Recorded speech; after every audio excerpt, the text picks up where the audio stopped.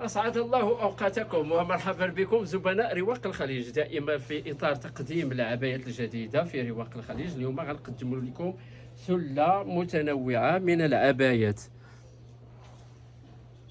عبايات جد ممتازة من ناحية الفصالة ومن ناحية الموضة ومن ناحية كذلك الأثواب حريرية والزواقة مخيطة منبتة كما تشاهدون. الناس اللي عزيز عليهم الأناقة والجمال، عبايات متنوعة وبعجلة إن شاء الله غنقدم لكم من بعد يعني فيديوهات يعني لكل نوع. ودائما من طبيعة الحال أثمنة مناسبة كذلك.